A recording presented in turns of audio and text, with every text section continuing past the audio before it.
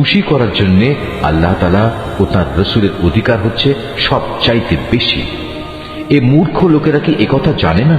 যদি কোনো ব্যক্তি আল্লাহ তাআলা ও তার রাসূলের বিদ্রোহ করে তবে তার জন্য রয়েছে জাহান্নামের আগুন, সেখানে সে চিরকাল থাকবে, আর তা হচ্ছে তার জন্য চরম লাঞ্ছনা। এ মুনাফিকরা আশঙ্কা করে তোমাদের উপর এমন কোন সূরা নাজিল হয়ে পড়ে কিনা যা তাদের মনের ভেতরে লুকিয়ে থাকা সব কিছু ফাঁস করে দেবে। হে নবী, তুমি এদের বলো, হ্যাঁ, যদ্দূর পারো তোমরা বিদ্রুপ করে নাও, অবশ্যই আল্লাহ তাআলা এমন কিছু নাজিল করবেন যাতে তিনি সব কিছু ফাঁস করে দেবেন যার তোমরা আশঙ্কা করছো। তুমি যদি তাদের কিছু জিজ্ঞেস করো তারা বলবে, না, আমরা তো একটু কথাবার্তা ও হাসি কৌতুক করছিলাম মাত্র। তুমি তাদের বলো, তোমরা কি আল্লাহ তাআলা তার আয়াত সমূহ ও তার রাসূলকে বিদ্রুপ করছিলে? হে কাফেররা, তোমরা দোষ ছড়ানোর চেষ্টা করো না। একবার ঈমান আনার পর তোমরাই পুনরায় কাফের হয়ে গিয়েছিলে। আমি যদি তোমাদের এক দলকে তাদের ঈমানের কারণে ক্ষমা করে দিতে পারি, তাহলে আরেক দলকে পুনরায় কুফরিতে ফিরে যাবার জন্য ভয়াবহ শাস্তিও দিতে পারি, কারণ এ শেষের দলের লোকেরা ছিল জঘন্য অপরাধী। মুনাফিক পুরুষ ও মুনাফিক নারী এরা স্বভাব চরিত্রে একে অপরের মতোই। তারা উভয়ই মানুষদের অসৎ কাজের আদেশ দেয় ও সৎ কাজ থেকে বিরত রাখে এবং আল্লাহ তাআলার পথে খরচ করা থেকে উভয়ই নিজেদের হাত বন্ধ করে রাখে।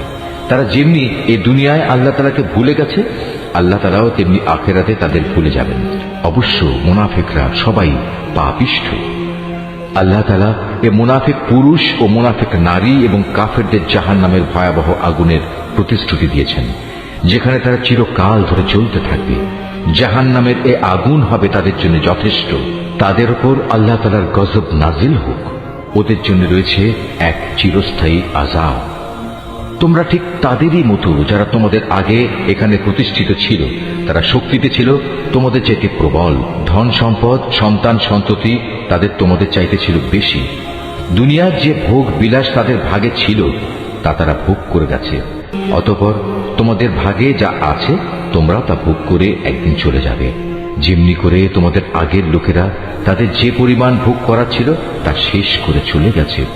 তারা যেমন অনর্থক কাজকর্মে ডুবে থাকত, তোমরাও তেমনি অর্থহীন কথাবার্তায় ডুবে আছো। এরা হচ্ছে সেসব লোক দুনিয়া আখেরাতে যাদের কর্মফল বিনষ্ট হয়ে গেছে, আর সত্যিকার অর্থে এরাই হচ্ছে নিদারুণভাবে ক্ষতিগ্রস্ত। এদের কাছে কি আগের লোকদের খবর পৌঁছেনি? নুহের জাতির, আদ জাতির, সামুদ জাতির কীর্তিকলা, ইব্রাহিম, মাদিয়ানবাসী নবী ও সে বিধ্বংস জনবসতির কথা কি এদের কাছে কেউ বলেনি?